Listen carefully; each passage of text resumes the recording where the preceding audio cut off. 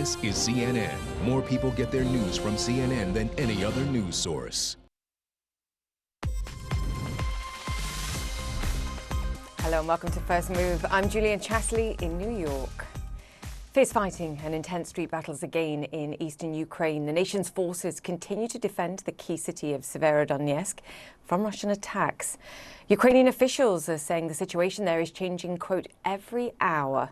While in the Black Sea, the Navy says Russian ships have withdrawn more than 100 kilometers after its missile and drone attacks.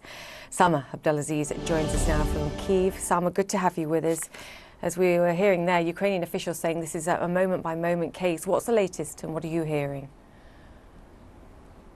Absolutely. Severodonetsk now is really the flashpoint of that battle. The larger goal, of course, that President Putin has of taking control of the Donbass region. Severodonetsk now at the heart of that matter. President Zelensky saying that Ukrainian defenders are holding their ground, but he's conceding that this is an extremely difficult battle. Just last week, it looked like that city was on the verge of falling. Now Ukrainian forces appear to have been able to claw back territory, but Ukrainian officials saying that a simply incredible amount of resources, Russian resources, firepower, artillery, troops being used to bomb and contain Severodonetsk, and of course also the access road leading to that city as well. That means supply routes are tenuous at best, and that means that for the over 10,000 civilians that we understand are still trapped in that city, there seems to be for now no clear way out. And this is crucial again because of that larger goal. If you look at that map again, Severodonetsk right on the edge there of that push towards the west for Russian forces. It would be a major victory, a major gain if they're able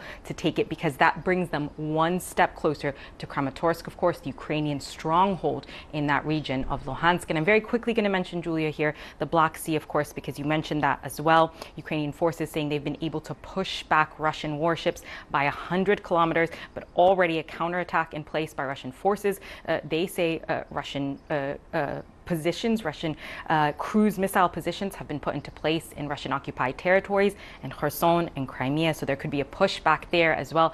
That's important, of course, because the ports, key among them, of course, the port of Odessa, are what supply grain, the breadbasket here of Ukraine, grain to the world. So this may ease, this push of the Black Sea, pushing back these Russian forces in the Black Sea may ease that pressure on these ports, but there's also diplomatic efforts here to unblock this very key and strategic area, which provides really the bread, the grain, the supplies that the world needs. Julia. Yes, a great point. Sama, great to have you with us. So thank you for that. Sama Abdulaziz there. Now, Russia has banned more American officials and media executives from entering the country in response, it says, to expanding sanctions by the United States. A judge in the United States has issued warrants to seize 2 private jets belonging to Russia's Roman Abramovich.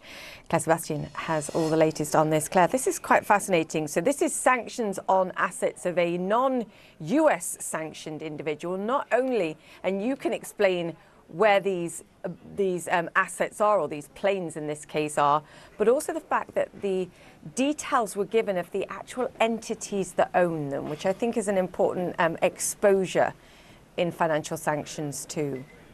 Yes, this is part of the sort of strategy of the United States, Julia. Transparency is critical to sort of provide a deterrent for Russian oligarchs and other officials from trying to hide their assets. What's happened here is that, as you say, Roman Abramovich is not personally on US sanctions list. He is on UK and EU sanctions list. But this is related to other US sanctions which prevent the export to Russia of planes and plane parts. This relates to 2 of his planes, a Gulfstream, which is apparently now in Russia, and a 787 Dreamliner, an enormous plane to be a private plane. It's said to be one of the most expensive private planes in the world, worth about $350 million.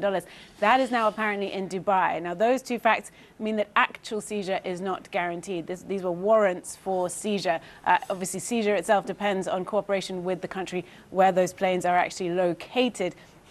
But, as you say, the other purpose for this was to sort of show the US's commitment to enforcement, to provide this kind of transparency. I want to show you actually a page from the affidavit that was published by the US Justice Department to sort of back up this seizure. It actually shows a diagram of the various shell companies that the DOJ says were involved in the ownership of these planes, which all link back, of course, to Roman Abramovich. So that's how they are trying to show their commitment to enforcement, trying to convince other jurisdictions around the world to join in and help them enforce these sanctions, as they say that this is just the beginning and more seizures are on the cards.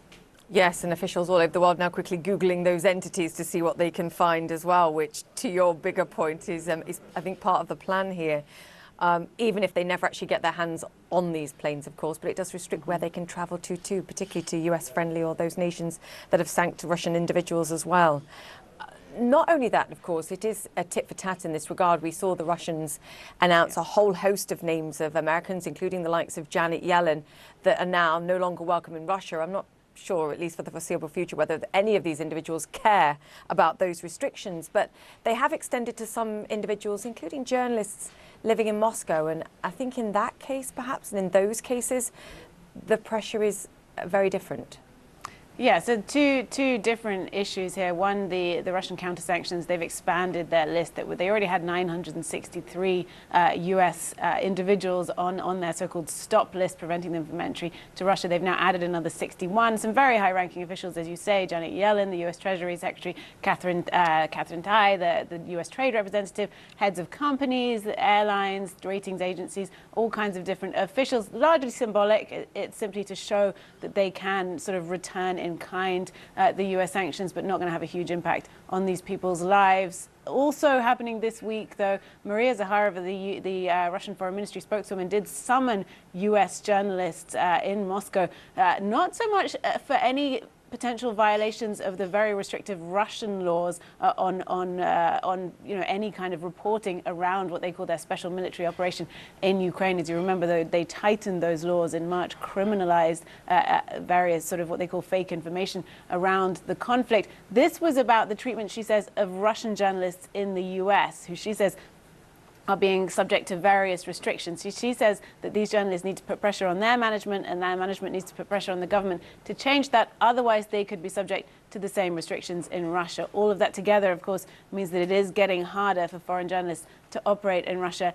She did threaten visa restrictions and even expulsions, Julia. And to your point, it makes reporting on what's going on here and trying to educate people in particular that much more difficult. Claire Sebastian, thank you. UK Prime Minister Boris Johnson told ministers to draw a line, quote, under the Partygate scandal. He met with his government earlier today for the first time since narrowly surviving a no-confidence vote. He vowed to focus on the cost of living crisis and on Tory party values. It's not enough just to spend money. You've got to spend it wisely. And we as Conservatives and Conservative ministers have got to make sure that at every stage we are driving reform and driving value. Phil Black joins us now. Phil, actions speak louder than words. What else can we expect from a government that clearly does want to draw a line under this, but now have an embattled leader, clearly, and questions will continue to be asked? That's right, Julia, but really the only clear message from Prime Minister Johnson from Downing Street today is that a line has been drawn, that this has been dealt with, that the Prime Minister has secured a comfortable, decisive, clear victory, or various adjectives to that effect, that shows he has once again a mandate for governing. That is what Prime Minister Johnson will hope this result leads to, the ability to focus on policy, to get back to governing, to deliver clear, achievable results, to show a record of achievement that he can then lead the party to at the next scheduled election in about 2 years' time. But he can't feel confident that that's how this is going to play out, because what last night's vote also shows pretty clearly, objectively, mathematically, is that around 41% of sitting Conservative MPs do not want him to be Prime Minister anymore. And that is a significant number, much more than many expected, a number that shows there is clearly a significant divide in the party. And by way of strength of feeling, what that shows is that those 41% were not just voting for him to leave, but they were voting for what that would mean, which would be a long, potentially messy, leadership contest without a clear contender or a clear likely victor, without really knowing what you're going to get at the end of that process or how electable the next leader would be. And indeed, without what they would be voting for is a period of unfocused, indecisive leadership for the Conservative Party. So there's clear strength of feeling there that isn't going to go away quickly, regardless of just how Boris Johnson shifts to policy and tries to make that work for a period of time. That strength of feeling isn't going to go away, even though under existing Conservative Party rules he is in theory clear from another challenge like this for another year. Julia. In theory, because there are no rules that say that the rules can't change. You know, it's interesting to your point about the willingness of some of those MPs to roll the dice, given all the uncertainty, in order to remove Boris Johnson without knowing what comes next. And I just wonder, because we can quickly go back to 2018 and compare and contrast the mentality of Theresa May when she faced this situation and she survived too, and then within a year she was gone anyway. That feeling of perhaps being betrayed, of being backstabbed, of people hating you, of criticising you and not thinking you should be in the role. I just wonder, he's used to that. He's used to the controversy, he's used to the criticism, he's used to being, in English terms, Marmite for some people. Do you think he handles this moment perhaps better as a person and therefore as a leader than she did? And you have about 1 minute to answer because I'm being shouted at for taking too long. Well, he is, as you've kind of summed up there and touched on, often regarded as an unconventional politician, someone who can make mistakes, make controversial statements, things that would normally be really detrimental to an individual's political career, and yet somehow slip through the surrounding controversy and pop out on the other side, often stronger than he was before. So there is that. There is also the difference in circumstances if you're comparing him to Theresa May back in 2018 when she faced a no confidence vote. It was a policy issue. It was Brexit. It was very specific back then.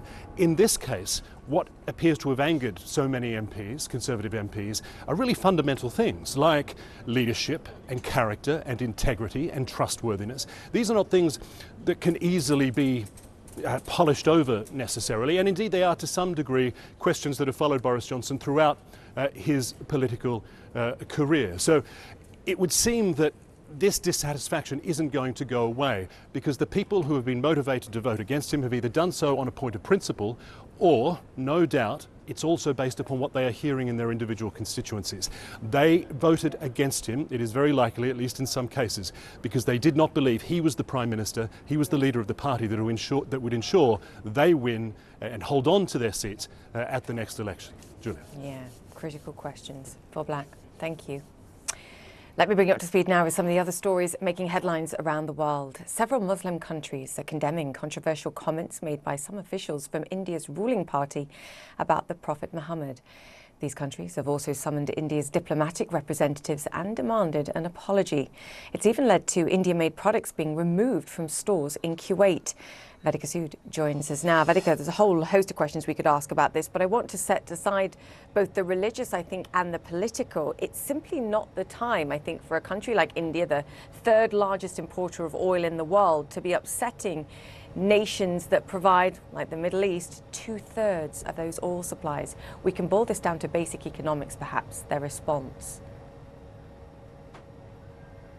Oh, absolutely, Julian. That's perhaps the reason behind the Indian government currently being in damage control mode when it comes to the Gulf nations. You pointed that out correctly. Now, a bulk of India's energy imports comes from this region. Like you said, India is the third biggest oil importer in the world, and 65% of its crude imports comes from this region. That's not all. You also have millions of Indians living and working in Gulf nations, Julia, and they send home remittances in billions of dollars. The UAE and India have signed a free deal agreement. You also have the Indian Commerce Minister who recently said that Gulf nations are planning to invest $100 billion in India in the manufacturing and infrastructure sector. A lot is at stake here, like you pointed out, Julia. This is not the time to really tick off Gulf nations, and that is the attempt being made by the Indian government currently. And that's the reason why, for every response, for every statement made by be it Qatar or Kuwait, you've had the Indian government weigh in, and they've made it amply clear that these remarks, these controversial remarks made by members of Indian Prime Minister Narendra Modi's Hindu Nationalist Party, the BJP party, are remarks by individuals. They've even gone on to the extent to calling them fringe elements, and they've said that this does not reflect the view or the outlook of the Indian government. They're really hoping, Julia, that this controversy blows over, but it's here to stay for now. According to analysts, the Indian Prime Minister Narendra Modi has always tried to keep a huge distance between his domestic political agenda and his ties with Muslim nations. But this controversy, Julia, is here to stay for now. Julia. Yes, as you said, we're in absolute damage control. I think that's the upshot. Vedika, great to have you with us. Thank you so much for that. Okay, in the United States, a Democratic senator says bipartisan talks on gun control laws are making progress, but they still have work to do before reaching a compromise. A Republican lawmaker signaled that their deal would not raise the minimum age required to buy semi-automatic weapons. Instead, they're focusing on expanding background checks on young people before they can purchase a gun. US President Joe Biden will announce a new regional partnership when he hosts the Summit of the Americas on Wednesday, according to a senior administration official. There will be a few noticeable absences, however. The White House confirms Cuba, Nicaragua and Venezuela were not invited, and Mexico's president says he will not attend because of those exclusions. Okay, we're going to take a quick break here on First Move. More to come.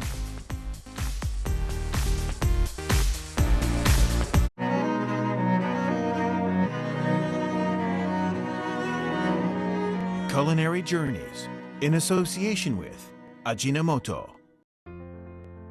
Meet Fumie Miyoshi, the chef and owner behind the famous Sushi Take. With sushi, you eat it with rice. It's a balance. You work with the fish so it goes well with the vinegared rice. Together, it's delicious.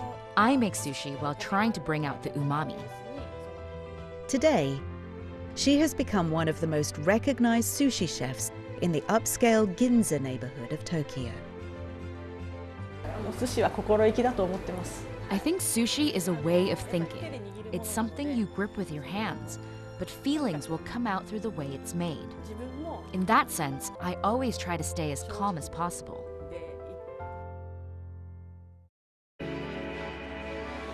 The pandemic reminded us of how important diet is to health. That's why the Ajinomoto Group is committed to solving health issues around the world at the dinner table. A real solution means never settling for less. ถึงแม้ว่าจะต้องลดความเค็มในอาหารลงแต่เราก็ต้องไม่ละทิ้งความอร่อยเราต้องการให้ทุกท่านได้เพลิดเพลินกับรสชาติความอร่อยของอาหารไปพร้อมกับสุขภาพที่ดี A saúde é importante, mas queremos considerar também o legado do sabor regional. Como podemos melhorar o balanço nutricional, mantendo o respeito à cultura gastronômica? Esse é o nosso desafio. Tempat yang jauh pun bukan masalah. Kami selalu bisa menyediakannya. Kami terus mengupayakan dunia di mana siapapun bisa mengakses makanan bergizi dimanapun mereka berada. We're here to provide nutritious meals to the entire world without compromising on taste, local ways of life, or accessibility, because that is nutrition without compromise. Eat well, live well. June 20th, a CNN concert event. Let's celebrate, educate, and lift every voice. Juneteenth, a global celebration for freedom. Live from the Hollywood Bowl, only on CNN. He's interviewed 5 U.S. presidents, authored 7 books, and has an independent voice that resonates. What happened to when we were united against a common enemy? He's raw, unique, and one of America's most important talk show hosts. Watch Smirconish, Saturday on CNN. Welcome back, and it's a sluggish market tone in the United States and across much of Europe. US stocks set for a pullback, as you can see, after a modest rally on Monday. It's the Nasdaq, once again, the tech-heavy Nasdaq underperforming. Retailer Target, meanwhile, adding to the cautious mood, falling more than 7%, as you can see there, pre-market, after warning of a profit hit due to rising prices and weaker consumer spending. This is Target's second profit warning in less than a month. And global banks remain on high price alert too. The Australian central bank raising rates by a surprising 0.5% today. It's actually the biggest hike in more than 20 years. The European Central Bank, meantime, expected to move closer to raising rates at its meeting on Thursday, with a half a point hike, so half a percentage point hike possible next month too. And rate expectations are putting increased pressure on global bond yields and have caused renewed strength in the US dollar. Benchmark US 10-year yields lower today, but still above that key 3% level. German bond yields, meanwhile, have hit their highest level in 8 years.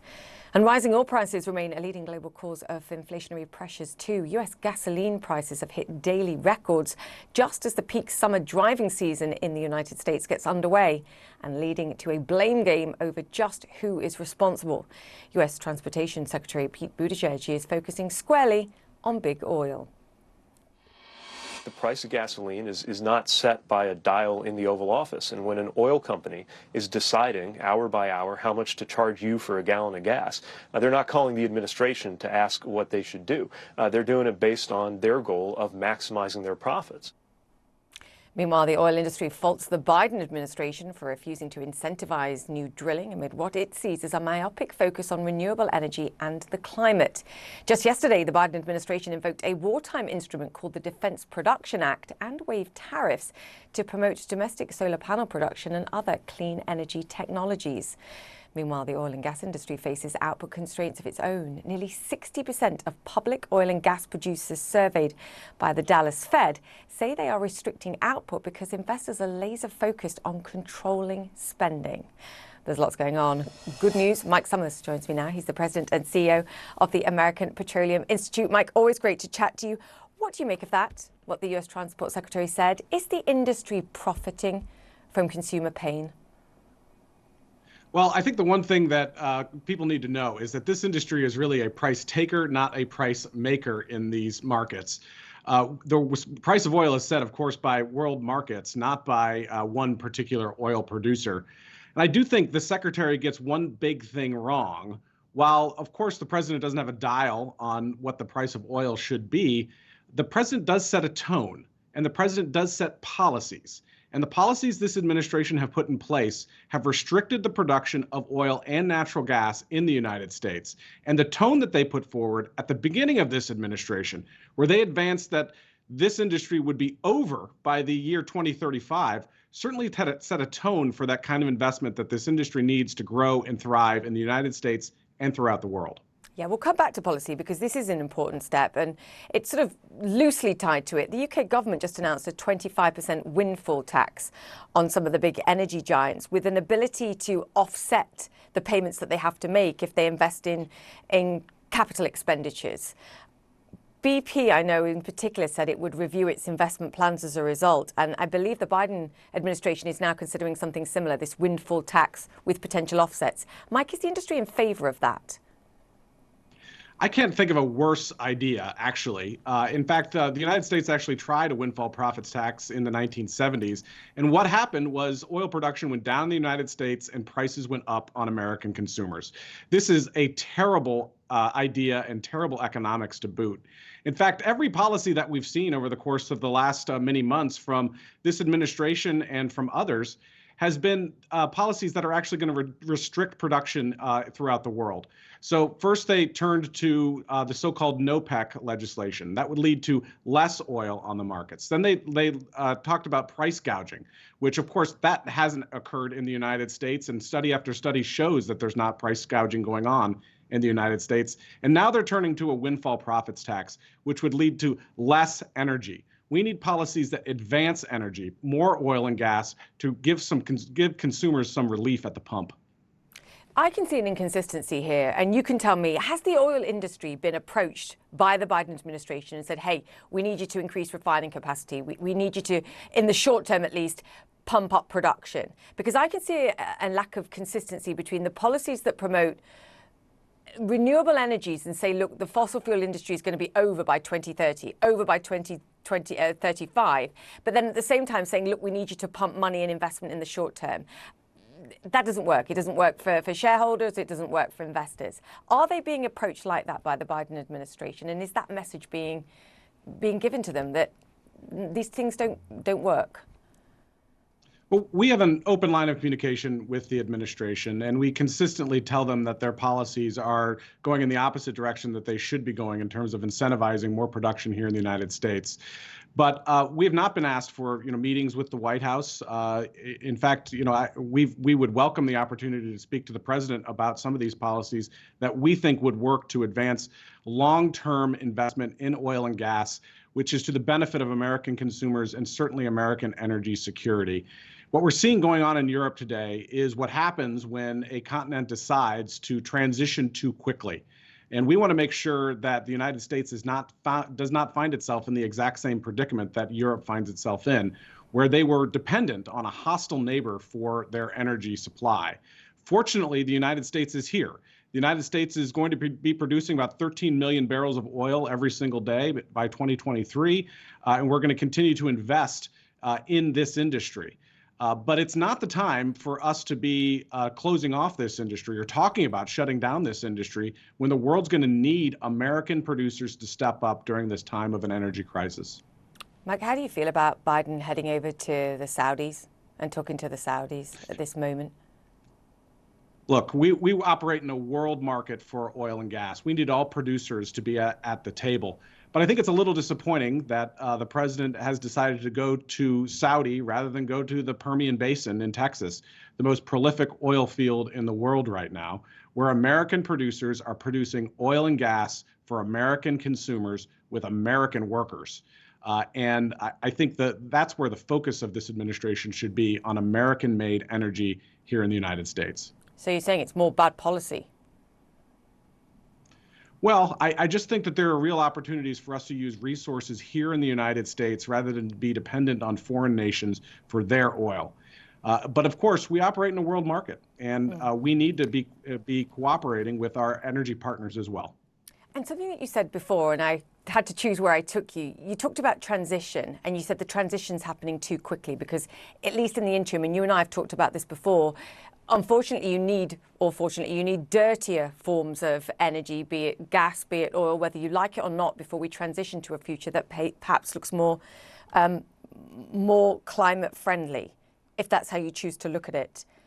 Can current policy and ramping up production in the short term be consistent with a transition to net zero, Mike? Because I think that's the question everybody needs to be asking at this moment. Well, the truth of the matter is what I'm advocating for is actually a policy that President Obama advocated for when he was president of the United States, which is an all-of-the-above strategy that advances all forms of energy to ensure that American consumers and world consumers have access to safe, reliable, and affordable energy going forward. The truth of the matter is that the most important thing that we could do to address climate concerns is to replace coal with American-made natural gas. That is the best thing that we could do to advance climate change concerns throughout the world. The other point that I would make is I take issue with the term energy transition, because the truth of the matter is that the world has been transitioning energy for decades and decades and decades. And the fact of the matter is that most of the time that those transitions aren't transitions at all. They're actually energy additions. We still use more coal today than we did in the 1960s. So we're going to need more energy in the marketplace, not less energy, particularly as the world grows by 2 billion people by 2050, and the world consumes about 50% more energy by 2050 than we are today. We need all forms of energy, and that includes oil and gas. Mike, very quickly, I have 30 seconds. Record profits for oil companies, that's a fact.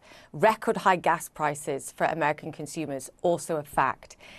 How do you tell consumers that there's nothing that those oil majors can do to perhaps ease the pressure? You can explain perhaps better than me. This industry is investing at levels that we haven't seen since the pre-pandemic to ensure that we have safe and reliable energy for American consumers.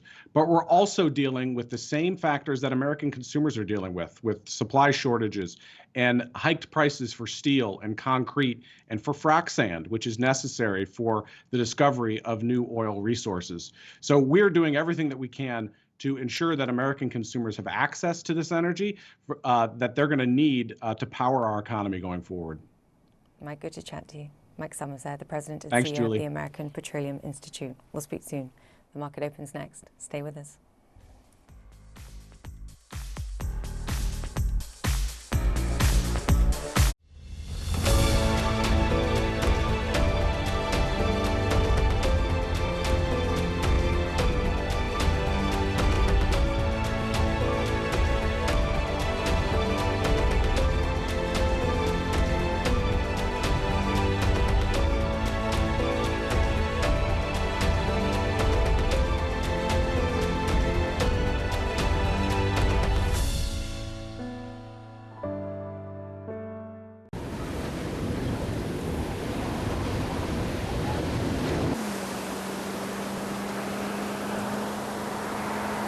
The ever-changing weather around the world.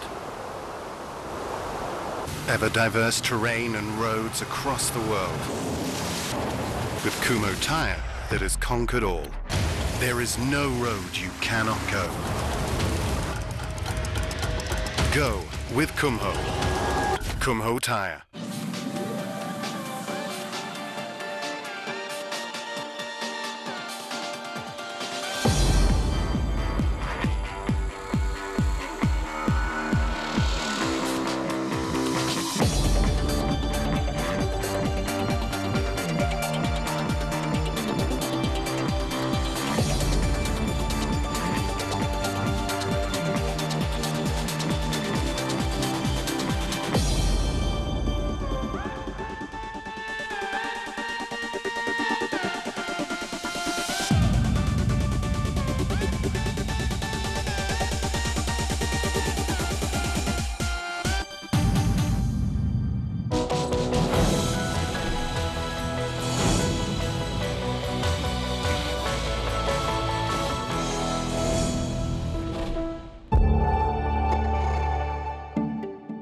If I have the opportunity to leave the world in a little bit better place than when I got here, then I'm kind of participating in that. So I think it's important. We're being the largest jewelry company out there in volume terms. We have a big role to play and show the way in the industry, and that's what we're doing. So it's not just the right thing to do, that's an important motivator personally, but it's also future-proofing our business, because I do think that at one point consumers will take note whether you're a socially responsible company. We can already see, of course, NGOs are pushing this agenda, but I can also see that the financial community is now starting to raise the bar and require companies that they invest in to have a proper attempt to do some work in the sustainability area.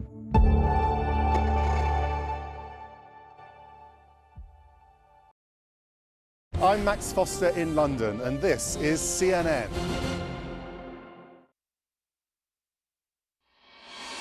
Welcome back to First Move, and the opening bell has sounded on Wall Street this Tuesday. US stocks weaker as expected in early trade. A profit warning from retailer Target weighing on sentiment, a further sign that inflationary pressures continue to weigh on corporate results. Twitter shares also under pressure in early trade after a volatile Monday that saw shares fall some 1.5%. The shares under pressure as Elon Musk threatens to walk away from his commitment to buy the social media firm over the issue of fake bot accounts. Musk says Twitter is not leveling with him over the issue and is breaching their purchase agreement. Twitter insists it's doing all it can to work with Musk on the issue. I think the lack of reaction, quite frankly, to that is perhaps more telling than anything else.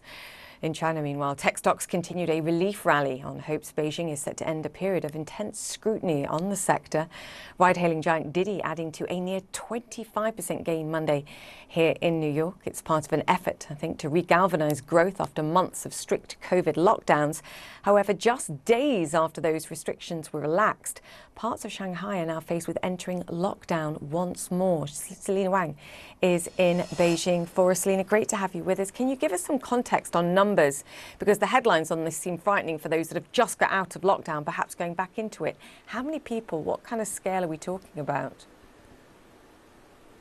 Yeah, Julia, a lot of residents are telling me that it just feels like this endless, unending cycle. Just days after Shanghai finally exited that brutal 2-month lockdown, you have multiple communities going back into lockdown because new COVID cases have been found.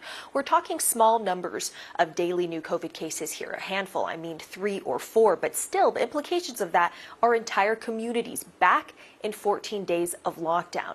For the rest of Shanghai, most of the city's 25 million people, though, they are able to freely move in and out of their communities, go back to work, take public transportation, re-enter shops, but still, nearly 2 million residents never got that freedom in the first place because they had recent COVID cases in their communities. Across China, anybody who tests positive, along with their close contacts, are sent to quarantine facilities, and the entire community, or in some cases the entire city, then goes back into lockdown. So people remain terrified of getting COVID because of the implications of what it means to test positive. Now, the tech rally you talked about, that does reflect the broader turn in sentiment for investors here who are pricing in that the worst of China's latest COVID lockdown is over. But still, zero COVID is not going anywhere. So there are a lot of risk factors to that rebound. You're going to have continual lockdowns and continual disruptions to supply chains, to manufacturing, to people's lives. Here in Beijing as well, just this week, the city has started to relax more restrictions, public venues reopening, more people taking public transport, returning to the office,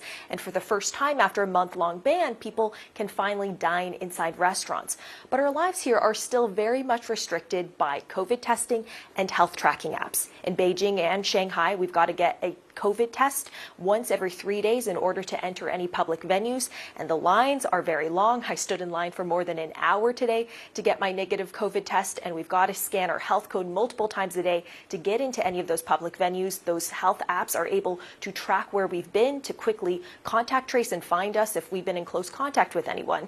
And while the COVID cases in China have come down significantly, just reporting over 120 COVID cases nationwide, there are still clusters of outbreaks that are leading to severe consequences. For instance, a city in Inner Mongolia just going into lockdown because of a cluster of around 70 COVID cases.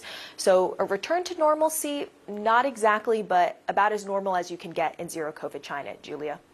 About as normal as you can get. It's fascinating. I just wonder what it means for consumer spending, particularly for people who've lost wages through this period. If you're afraid of going back into lockdown, does it mean that you're still going to be very cautious, at least for the next few months? It's an interesting question. We'll come back to it. Selena Wang, great to have you with us. Thank you. Now, as China transitions out of lockdown, ports around the world are preparing for a potential surge in cargo. The Port of Los Angeles is one of the world's busiest seaports and handles 16% of America's cargo. Its biggest international partner last year was China. The port's executive director says imports fell nearly 7% in April, allowing it to prepare for an uptick in shipments. Gene Sirocco is Executive Director of the Port of Los Angeles, and he joins us now. Gene, fantastic to have you with us. You have one of the best, I think, early indicators, both of the lockdowns that China went into, but also, we hope, the economic wake-up as well and what it will mean for trade. What's your sense? Because I've been surprised as I look at your numbers about the lack of impact of lockdown. That's right. And good morning, Julia. We've been keeping up with this now into the 11th week of the lockdown in Shanghai and surrounding areas, and we've seen no precipitous drop in cargo volume. The folks in China, specifically the central government and the ports, have prioritized that cargo, including the trans-Pacific runs here to Los Angeles and Southern California. Cargo volume output has been very steady from central China, although there have been impacts on the ground at the subassembly, manufacturing, and land transport areas. Barge traffic along the Yangtze River is up, and neighboring port of Ningbo's cargo throughput is up 25% during this lockdown to help pick up some of the slack. Is that in both directions, Gene? I appreciate, obviously, you only look at what's going on in your port, but it's interesting, as you say, that the Chinese have done their best to protect what they're exporting and to get those flows and allow those flows to continue. Do you have a sense of whether that's happened in both directions? As you can imagine, with all of this cargo flowing, the lockdowns, and all the other variables in the supply chain equation, it's taking cargo a little bit longer to leave the port of Shanghai to go inland in China, exports from the U.S., Europe, and other Asia countries. There are hundreds of ships outside the port of Shanghai in the East China Sea. A lot of that is inter-Asia trade, the largest trade in the world. And again, as the cargo continues to flow through these ports, delays are to be expected, but the folks on the ground are managing this very well. I think you've answered my question already. So in terms of a Shanghai surge, what are you expecting? Can you put any kind of numbers on it? Because I assume June would have traditionally been a strong month for inflows into the United States anyway. Once again, a number of layers to consider. First, here in the United States, importers are bringing in cargo earlier than normal for traditional retail peak seasons. We've stated, now all the indications are, cargo for that peak season will start landing at the end of this month. We're also in the midst of bringing in back-to-school products, fashion, and fall fashion coming up here, all combined at the same time. Now, as China opens up, please remember, not every factory was closed. Not every company had to be shut down. But we will more than likely see some of our factories and land transport companies trying to play catch up on those purchase orders, get them out the door and into the American, European, and Southeast Asian markets. There'll be an uptick, but not as dramatic as some of the observers has called for. Yeah, because I've seen some pretty dramatic estimates, so it's interesting to get your context on this. What's the situation for you? Because obviously, again, we loosely talk about the supply chain issues, but again, you cut to the heart of it, whether it's waiting for those ships to be able to dock, unloading the containers, and then actually the rail connections and the road connections requiring truckers, for example, and drivers in order to get those products where they're headed. What's the sort of lead lag time now that we're looking at, Jean? And can you give us a sense of the point upon which you're estimating at this stage, perhaps everything will get back to pre-pandemic levels? I appreciate that's a tough question.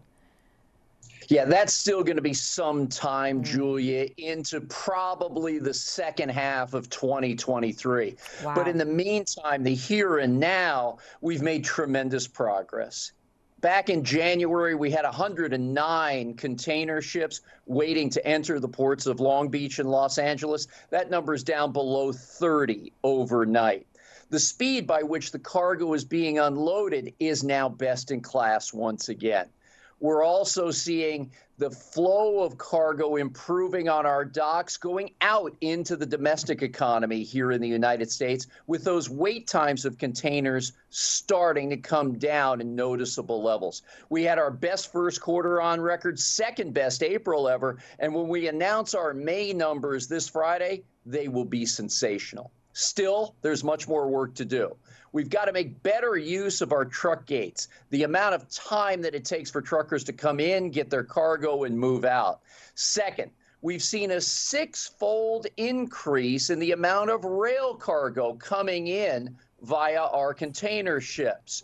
We've got to catch up on that, and both Western railroads, the Union Pacific and Burlington Northern Santa Fe, are working all out to bring that number of containers down and get them into the interior of the country. Yeah, I mean, I know your people are working incredibly hard and have been now for a long while.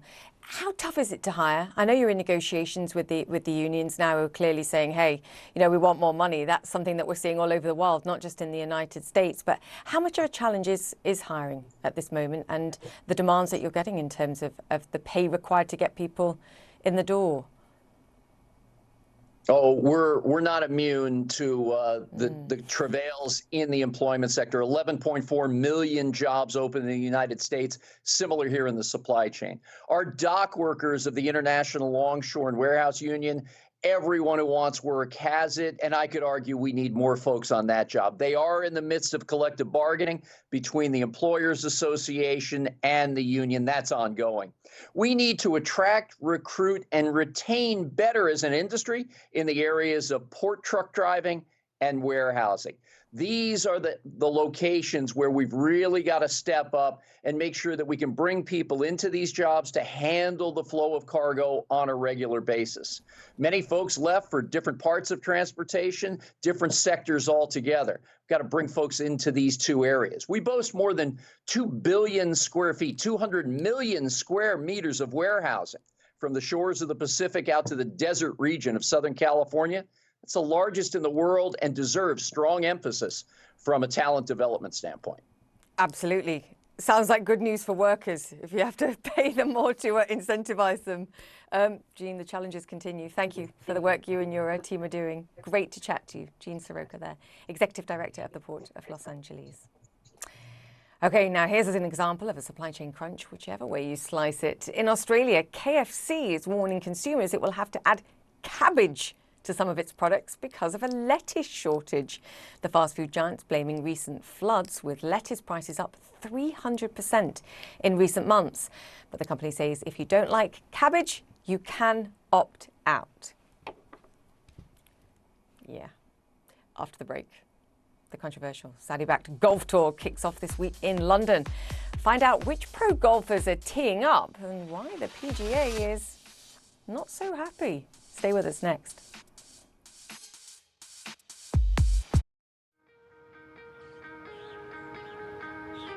Our challenge was to determine the best ways for our citizens and visitors to safely enjoy the Tokyo they know and love. Tokyo is a fascinating city that integrates both tradition and innovation. As governor, my first duty is to keep Tokyo safe. We cautiously monitor the global and local situation, consulted experts on safety measures, and began to apply new policies so Tokyo could begin to open. As we prepare for travelers from around the world to visit again, we look forward to welcoming you and hope these new measures make for a safer and happier environment for everyone.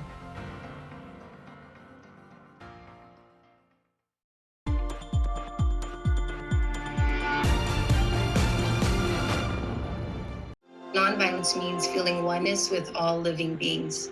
And part of that is wanting freedom for all living beings. My name is Sadhvi Sadali Shri. I'm a Jain monk and filmmaker based in Dallas, Texas.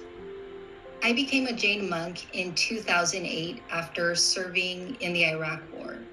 I was deployed and I experienced a lot of violence. And I experienced it emotionally and mentally when I came back going through PTSD. A couple of years ago, another monk and I were talking about sexual abuse. And we knew as monks we wanted to raise awareness about the taboo subject. We didn't know about human trafficking yet. And so when we decided to raise awareness, we wondered, what are we going to do?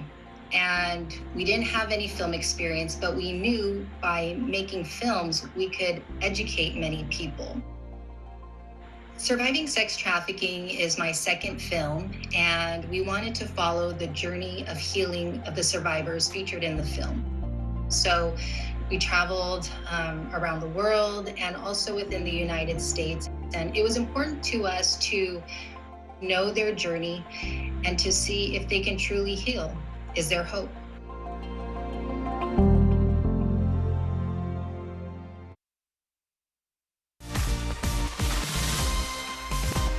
Welcome back. Power plays in the world of golf. American golfer Dustin Johnson says he's resigning from the PGA in order to play for Saudi-backed Live Golf Series. And champion Phil Mickelson is breaking his hiatus to jump on board as well. Mickelson previously criticised Saudi Arabia for its human rights record, but said he'd look past the abuses if their tour gave him leverage over the PGA. World Sports' Alex Thomas joins me now. Oh, Alex, there is everything in this story. Money, politics, plenty of controversy, which we can talk about too. But perhaps it's as much about who is joining this Saudi-backed series as who isn't, quite frankly, and the up to $1 billion that Tiger Woods was perhaps offered to lure him in, and he chose maybe not to. Quite that much, Yeah, Julia, but certainly a Washington guessing. Post report said that the Live Golf CEO Greg Norman admitted to them that they'd given him a high 9-figure sum to join. And if that's true, then it's fair to assume that Dustin Johnson and Phil Mickelson, the biggest stars to sign up so far, are getting more for signing up for a year of Live Golf, or even just this tournament alone that starts on Thursday, than they have done in their entire careers, or indeed that Tiger Woods has earned in his entire career on the PGA Tour. So that shows that it's not just about more money, it's about jaw-droppingly large sums of money, all backed by Saudi Arabia, their public investment fund, of course, and all the controversy that goes with that. Let's have a listen to Dustin Johnson. He's definitely the most high-profile name to join so far, just because of his age, really. He's 37, still at his peak for a golfer, and world number one as recently as last year. This is what he said at the Centurion Club just outside London earlier today. Obviously, at this time, it's hard to speak on what the consequences will be. But for right now, I resign my membership from the tour. I'm going to play here, for now, and that's the plan. But what the consequences are going to be, I can't comment on how the tour is going to handle. Again, I can't answer for the majors, but hopefully they're going to allow us to play. Obviously, I'm exempt for the majors, so. I plan on playing there. Johnson, the latest to actually quit the PGA Tour, Julia, because that avoids any chances of any sanctions whatsoever. He still expects to be able to play in the majors, which are run slightly separately to the regular tour events throughout the year, a bit like in tennis and their Grand Slam events. And any legal challenges that come up will, of course, be met by all the billions of dollars behind LIV Golf. So it could fundamentally change the way professional men's golf is played. Why are players taking the risk at all? Well, it's obvious, really. They're earning far more money to play far fewer events, so less travel, no halfway cuts. And it means as well that there are only 54 holes to be played. So they're playing less golf, getting much more. Johnson saying at another stage in that press conference that he doesn't want to play golf his entire life. It'd be quite nice to just rake it in over the next few years and then focus on something else with him and his family. Yeah, it's interesting, isn't it? I think Tiger Woods said it was the idea was polarizing, but to your point, I think it's an interesting one. Perhaps you go here to semi-retire and move on and sort of split the difference. Who knows? Nice if you can get it. Alex Thomas, great to have you with us. Thank you. All right, up next, the same money for fewer hours. Thousands of workers try out a 4-day work week at full pay. That's next.